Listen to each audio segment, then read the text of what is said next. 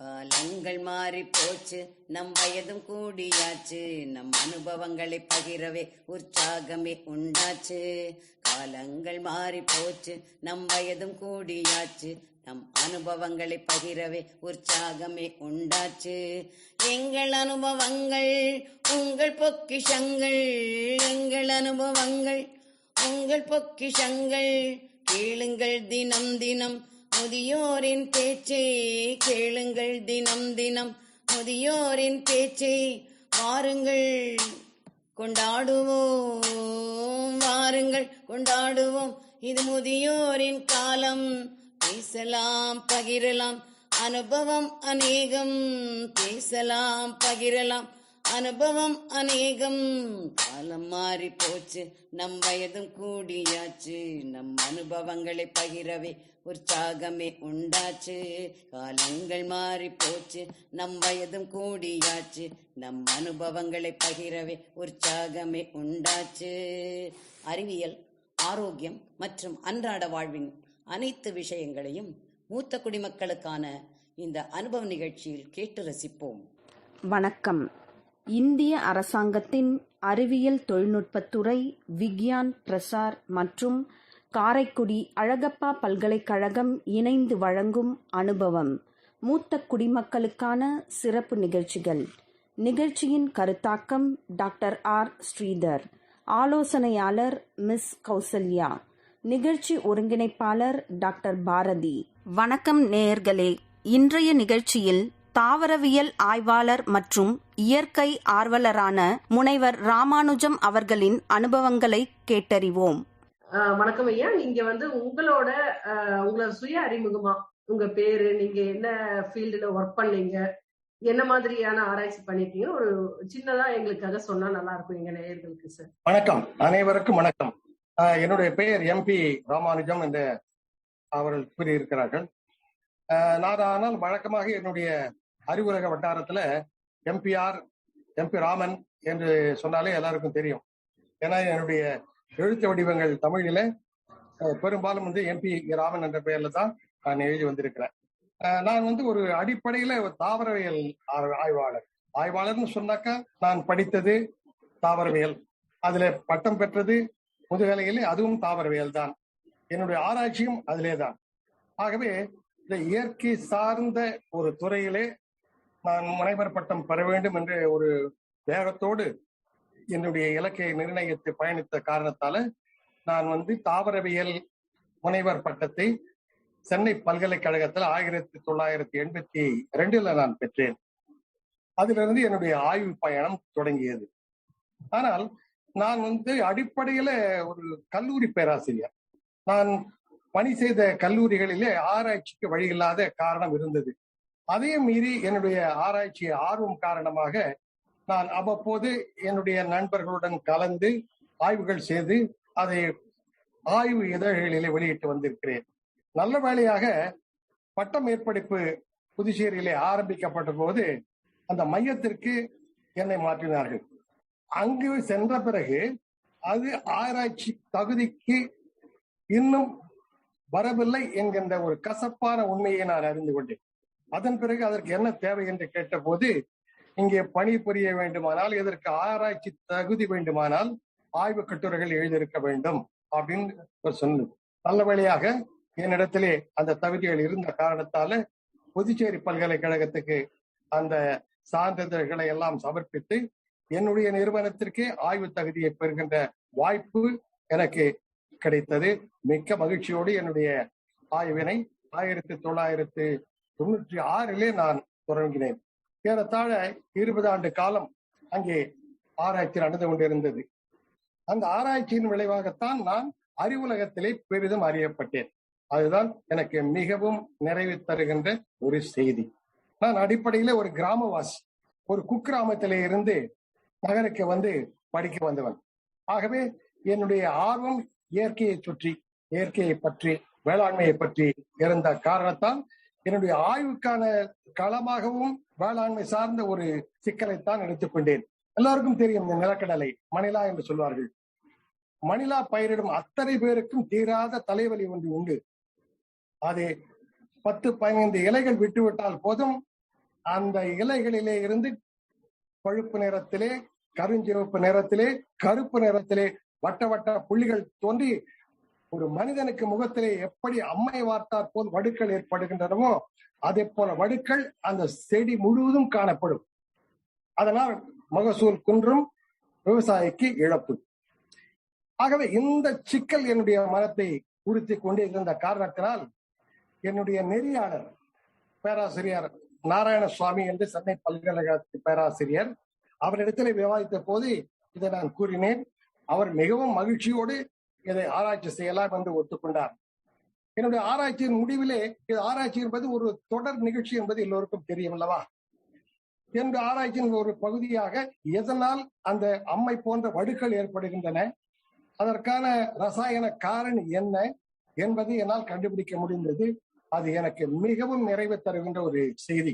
என்ன, நான் கண்டுபிடித்த அந்த காரணியை எப்படி முறியடித்தால் அந்த நிலக்கடலையில் இலைப்புள்ளி நோய் தோன்றாது, விவசாயிக்கு இழப்பு ஏற்படாது என்ற முடிவு இன்னும் எட்டப்படவில்லை. அதுதான் என்னுடைய மனக்குறை இதுவரையிலே. நன்றி சார், ரொம்ப அழகா சொன்னீங்க. நீங்க ஒரு கிராமத்துல இருந்து நீங்க பணியில சேர்ந்த பல்கலைக்கழகத்திலே உங்க குழுவுல ஒரு ஆராய்ச்சிய தரத்தை உருவாக்கி இருக்கீங்க. அது இல்லாம உங்க ஆராய்ச்சி முதல்ல மணிலா வேர்க்கடலையில நீங்க ஆரம்பிச்சீங்க அப்படின்றதையும் எங்களுக்காக சொன்னீங்க சார். இந்த மாதிரி இன்னும் நீங்க வேற எந்தெந்த இதுல ஆராய்ச்சி பண்ணிருக்கீங்க, அதுக்கான வாய்ப்புகள் உங்களுக்கு எப்படி கிடைச்சது, அதுக்கு ஒரு மோட்டிவேஷன்? நல்ல கேள்வி கேட்டீங்க. ஏன்னா நான் அந்த பல்கலைக்கழகத்தில் செஞ்ச ஆராய்ச்சிக்கு நிறைய கருவிகள் வேண்டும். நம்முடைய சோதனை கழகமானது மிக மிக அப்டேட் சொன்னாங்கல்ல, இன்றைய தேவைக்கான கருவிகள் அங்கே இருந்தால்தான் அந்த ஆராய்ச்சியெல்லாம் நான் மேற்கொண்டு செய்ய முடியும். ஆனால் நாங்கள் இருப்பதோ அரசு கல்லூரி. அரசு கல்லூரியிலே எத்தகைய வசதிகள் கிடைக்கும் என்பது எல்லோருக்கும் நன்றாக தெரியும். எத்தகைய சுதந்திரம் கிடைக்கும், கருவிகள் கிடைக்கும், வாய்ப்புகள் கிடைக்கும் என்பதெல்லாம் எல்லாருக்கும் நன்றாக தெரியும். அந்த இக்கட்டான சூழ்நிலையிலே நான் யோசித்த போது, இப்போ ஒரு தொலைநோக்கு பார்வையில எதிர்காலத்தை 2 துறைகள், நான் இது சொன்னது 1990களில், எதிர்காலத்திலே 2 துறைகள் உலகத்தினுடைய கவனத்தை ஈர்க்கும். ஒன்று சுற்றுச்சூழல், இரண்டாவது உயிரி தொழில்நுட்பம். இந்த 2லே நாம் கவனம் செலுத்தினால் அங்கீகாரம் பெற முடியும் அறிவுலகத்திலே, அப்படி என்ற எண்ணம் என்னுடைய உள்ளத்தில் தோன்றியது. ஆனால் நான் முன்னே சொன்னதவாறு இங்கே வசதிகள் இல்லாத காரணத்தினால் இயற்கை சார்ந்த, சுற்றுச்சூழல் சார்ந்த சிக்கல்களை எடுத்துக்கொள்ளலாம் அப்படி என்ற எண்ணத்திலே நான் யோசித்துக் கொண்டிருந்த பொழுது என்னுடைய நண்பர் டாக்டர் ரவிக்குமார் அப்படின்னு சொல்லிட்டு அவர் பெங்களூர்ல ஒரு ஆராய்ச்சி நிறுவனத்துல அறிவியல் அறிஞராக பணியாற்றி கொண்டிருக்கிறார். அவர் என்னிடத்திலே பேசிக் கொண்டிருக்கின்ற பொழுது சொன்னார், கடலூர் பக்கத்திலே சூரியன்பேட்டை என்ற ஒரு ஊர் இருக்கிறது, அந்த ஊருக்கு நான் ஐயனார் கோயில் சென்றிருந்தேன். அதை சுற்றி பார்க்கின்ற பொழுது ஒரு குறுங்காடு, அந்த காட்டுக்குள்ள ஐயனார் இருந்தார். அவருக்கு ஆச்சரியம், இது சுற்றிலும் வயல்கள் இருக்கின்ற ஒரு பகுதியில எப்படி ஒரு திட்டு மட்டும் காடாக இருக்க முடியும் என்று அவர் வியந்து போய் அங்கிருந்தவர்களிடம் கேட்டிருக்கிற போது அவர்கள் சொன்னார்கள், இங்கே இருக்கின்ற இந்த சிறிய பகுதியானது ஒரு காலத்திலே பரந்த காடாக இருந்தது. ஆனால் காலப்போக்கிலே எல்லாம் விவசாய நிலங்களாக மாற்றப்பட்ட போது இந்த ஒரு திட்டை மட்டும் அப்படியே வைத்திருக்கிறோம். இது இப்போதல்ல, 100 ஆண்டுகளாக இப்படித்தான் வைத்திருக்கிறோம் என்று அவரிடத்தில் கூறியிருக்கிறார்கள். அதை கேட்டபோது அவர்கள் மேலும் சொல்லி இருக்கிறார்கள், இது ஐயனாருடைய சொத்து, இது இறைவனுக்கு அர்ப்பணிக்கப்பட்ட பகுதி. ஆகவே இந்த பகுதியில நாங்கள் எந்த விதமான குறுக்கீடும் செய்ய மாட்டோம், வேட்டையாட மாட்டோம், சுழி கூட ஒடிக்க மாட்டோம், அடிக்கடி போகவும் மாட்டோம். ஏனென்றால் அங்கே இருக்கிற தாவரங்களுக்கும் அல்லது விலங்குகளுக்கும் எந்தவித தீங்கும் ஏற்படக்கூடாது என்பதற்காக நாங்கள் போக மாட்டோம். ஆண்டுக்கு 1 முறை திருவிழாவுக்கு மட்டும் சென்று வந்து விடுவோம் என்று கூறியிருந்தார். இது அவருக்கு ஒரு வியப்பான செய்தியாக இருந்தது, என்னிடம் பகிர்ந்து கொண்டார். நாம் உங்கள் இருவரும் விவாதிக்கும் பொழுது எப்படி ஒரு சமவெளியிலே ஒரு குறுங்காடு இருக்க வேண்டுமானால் அங்கே இருக்கின்ற தாவர வளம் எத்தகையது என்று பார்த்தோம். அப்படி பார்க்கின்ற பொழுது கிலோமீட்டரிலே இருக்கின்ற தாவரங்கள் எல்லாம் அந்த சின்னஞ்சிறு ஒரு 2 அல்லது 3 ஏக்கர் தான் இருக்கும், அந்த சின்னஞ்சிறு வனப்பகுதிக்குள்ளே இருந்தன. எப்படி இவ்வளவு தூரத்திலே இருந்து இங்கே ஒரு குறுங்காடு இருக்க முடியும், அரிய தாவர வளம் இருக்க முடியும் என்று நாங்கள் எங்களுடைய ஆராய்ச்சியை விரிவுபடுத்தினோம். அப்போதுதான் இது பழங்குடி மக்கள், காடுகளிலே இருக்கின்ற மக்கள் இப்படித்தான் சுற்றிலும் காடுகள் இருந்தாலும் ஒரு குறிப்பிட்ட பகுதியை மட்டும் அப்படியே எந்தவித தொந்தரவும் செய்யாமல் விட்டு வைப்பார்கள்.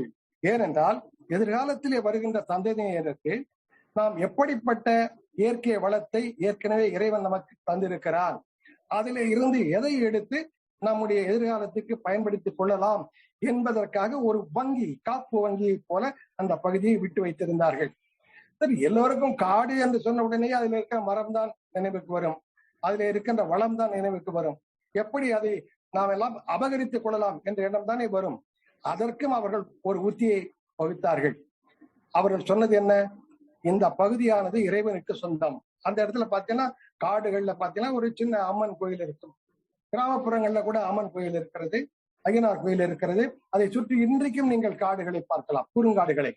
ஆக இது இறைவனுக்கு நேர்ந்து விடப்பட்ட பகுதி என்பதால் நாம் இறைவனுக்கு தருகின்ற அதே மரியாதையை இந்த வனப்பகுதிக்கும் தர வேண்டும் என்று நம்முடைய முன்னோர்கள் நியதி வைத்திருந்தார்கள். அதை காலங்காலமாக ஆன்மீகத்தோடு கலந்த இயற்கை பராமரிப்பை வழிவழி வந்த மக்களும் அப்படியே கடைபிடித்து வந்த காரணத்தால் தான் இந்த அளவுக்கும் அந்த சின்ன பகுதி அப்படியே பாதுகாக்கப்பட்டு வருகிறது என்ற ஒரு அதிசய உண்மை எங்களுக்கு புரிந்தது.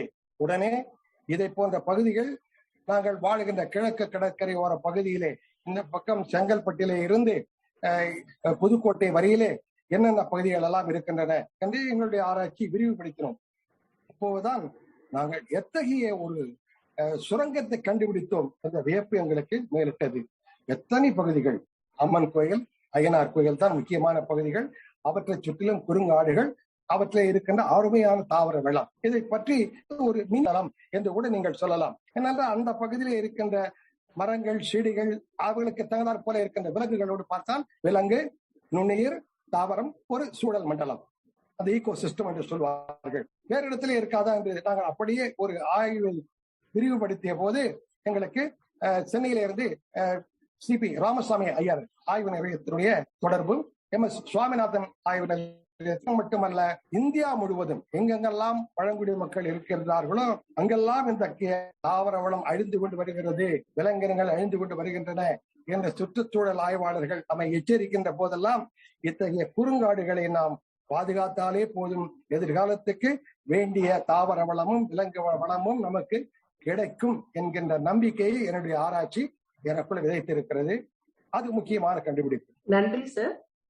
குறுங்காடுகள் எவ்வளவு நமக்கு முக்கியம் அப்படின்றது உங்க ஆராய்ச்சியில நீங்க எடுத்துக்கிட்டு பண்ணியிருக்கிறதே ஒரு பெரிய விஷயம். வரப்போற சமுதாயத்தையும் இது பாதுகாக்கும்ன்றது எங்களுக்கு புரியுது சார். நன்றி சார்.